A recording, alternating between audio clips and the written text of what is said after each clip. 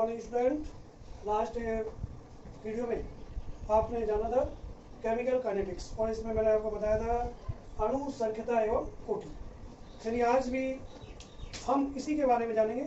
What is the difference between molecularity and order, यानी अणु संख्यता एवं कोटि में क्या अंतर है। तो इसको हम डिफ्रेंशिएट करने के लिए इसको कॉलम वाइज आपको हम शो करेंगे। जैसे मैंने एक कॉलम बनाया, एक तरफ लिख दिया मॉलिक्युलरिटी अणु संख्यता और दूसरी तरफ लिख दिया कोटि यानी ऑर्डर। अब इन दोनों में क्या क्या डिफरेंस है, अलग अलग इंडिविजुअल तो आपने इसको जान लिया था।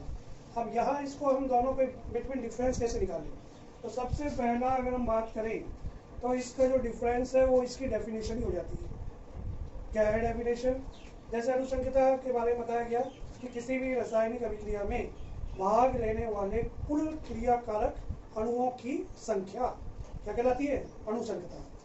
यानी कुल क्रियाकारक इनकी संख्या क्या कहलाएगी? अनुसंख्यता। ऐसे ही ऑर्डर के बारे में मैंने इसकी डेफिनेशन दी थी कि अभिक्रिया वेग समीकरण में उपस्थित अभिकारकों की सांद्रता के पदों के घातांकों का योग अभिक्रिया की क्या कहलाती है? कोटि। जैसे मैं यहाँ पर रेट इक्वेशन को राइट करता हूँ, वेग इक्वल टू ए की पावर n1 और b की पावर n। इस इक्वेशन में सांद्रता के पदों के घातांकों का योग जो कोटि को शो करेगा, इसलिए मतलब कोटि हो जाएगी यहाँ पर n1 plus n1 plus n। तो पहला जो डिफरेंस है वो इसकी डेफिनेशन यानी इसकी परिभाषा ही बता देता है। दूसरी बात, हम ये कहते हैं कि जो अनुसंख्यता होती है ये कभी भी शून्य नहीं हो सकती, क्योंकि अभिक्रिया संपन्न होगी कम से कम एक मॉलिक्यूल तो चाहिए, अधिक कितने भी हो, तो ये कभी भी शून्य नहीं हो सकती। शून्य नहीं हो सकती। जबकि अगर हम कोटि की बात करेंगे तो कोटि क्या है? शून्य हो सकती है, शून्य हो सकती है। यानी कुछ विशेष अभिक्रिया, जैसे एक एग्जांपल में लिखता हूं H2 plus Cl2 equal to HCl। ये स्पेशल इक्वेशन है और इस इक्वेशन में हम अगर इसका ऑर्डर निकालें तो सबसे पहले रेट इक्वेशन को लिखना पड़ेगा, इस तरह शो करेंगे, पावर्स पर 0 आएगा, इसलिए इसकी कोटि क्या मानी जाती है? 0 है। तीसरा डिफरेंस हम क्या कर सकते हैं कि अणु संख्यता हमेशा पूर्ण अंकों में होती है। क्या मतलब? यानी ये 1 2 3 इस तरह अंकों में होती है। जबकि अगर हम कोटि की बात करें तो कोटि भिन्नात्मक भी हो सकती है। कैसी हो सकती है? भिन्नात्मक। इसका भी एक एग्जांपल मैं लिखता हूं, जैसे एक रेट इक्वेशन है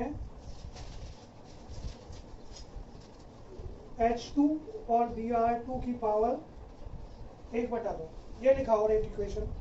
तो इसमें अगर हम कोटि निकालें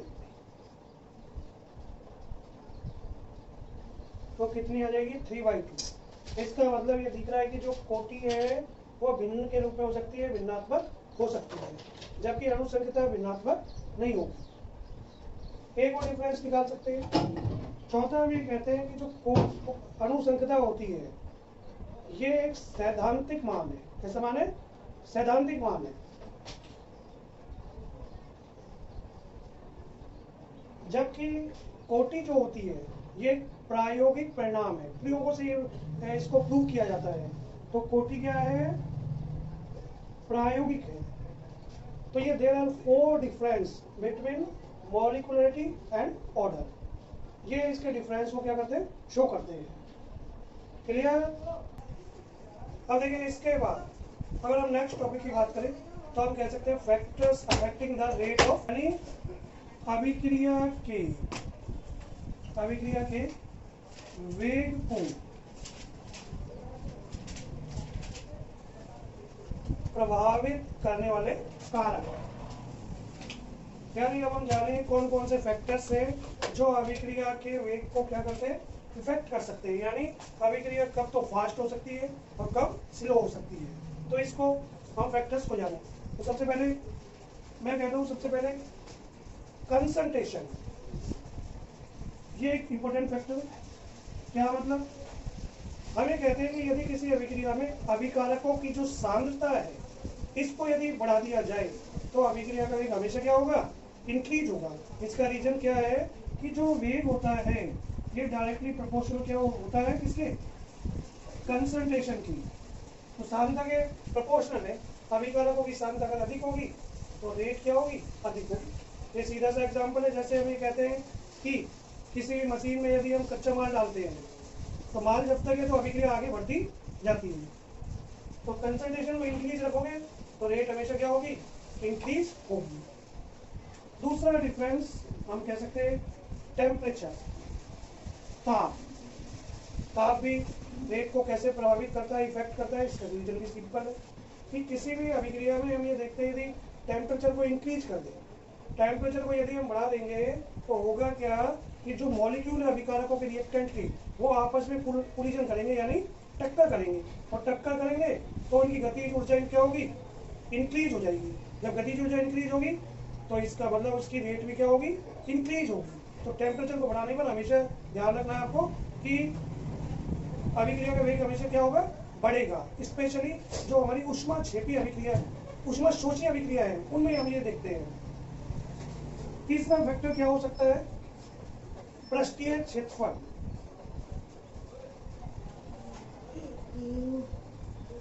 क्या मतलब इसका, अभिकारकों के पृष्ठीय क्षेत्रफल में हम जितनी ज्यादा बढ़ोतरी करेंगे, उनको बढ़ा देंगे, तो हम कहेंगे अभिक्रिया का जो वेग है वो भी क्या होगा, बढ़ेगा। इसका भी सिंपल सा एग्जांपल, जैसे आपसे कहा जाए कि एक बड़ा लकड़ी का गट्ठर है, बड़ा लकड़ी का एक टुकड़ा है, इसको जलाया जाए और एक छोटे छोटे इसके पीस कर दे लकड़ी के, इसको जलाया जाए तो हमें साफ साफ दिखता है कि जो बारीक टुकड़े हैं, बुरादा है लकड़ी का, वो ज्यादा एनर्जी को एब्जॉर्ब करेगा, उसकी जो हीट है वो ज्यादा निकलेगी। यानी उसको यदि हम उसके सरफेस को बढ़ा देंगे तो रिएक्शन क्या हो जाएगी, फास्ट हो जाएगी। तो सीधा सा हो गया कि अभिकारकों के पृष्ठीय क्षेत्रफल में वृद्धि करने पर क्या होगा, अभिक्रिया का जो वेग है वो हमेशा क्या होगा, इंक्रीज होगा, बढ़ेगा। क्लियर। चौथा फैक्टर हम कह सकते हैं प्रेजेंस ऑफ लाइट।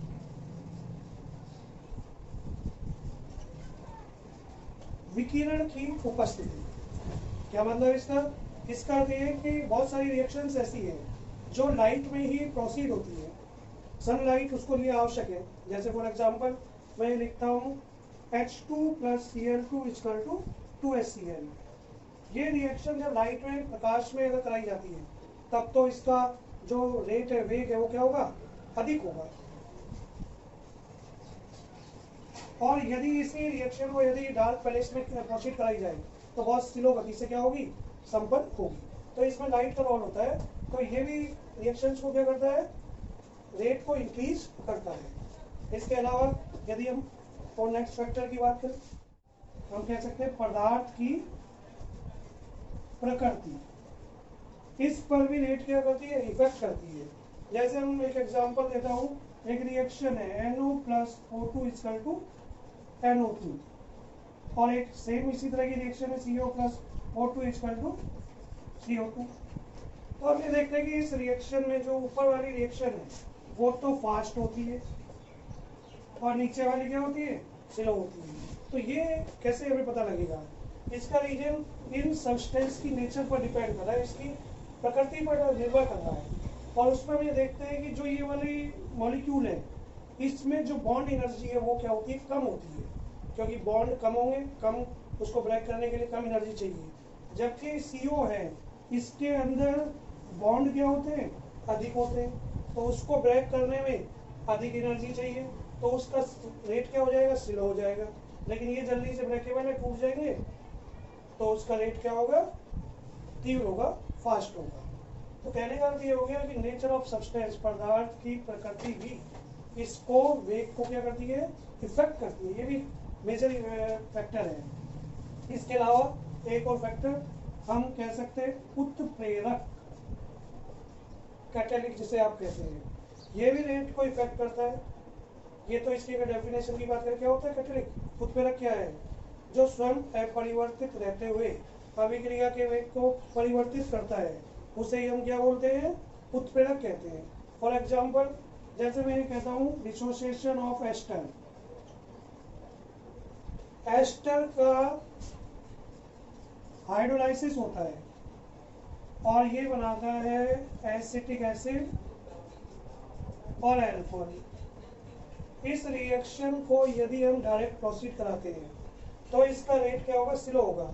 लेकिन एसिडिक मीडियम अम्लीय माध्यम में यदि हम इसको प्रेजेंट कराएं, प्रोसीड कराएं, तो ये रिएक्शन अपने आप क्या हो जाएगी, फास्ट हो जाएगी। और एसिडिक मीडियम इसको यहाँ से मिल जाता है, ये एसिड जब इसमें बनने लग जाएगा तो ये इस अभिक्रिया की रेट क्या हो जाएगी, स्वतः ही बढ़ जाएगी।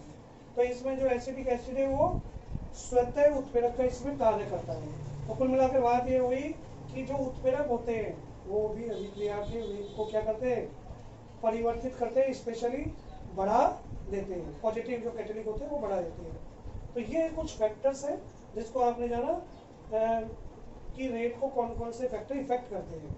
क्लियर।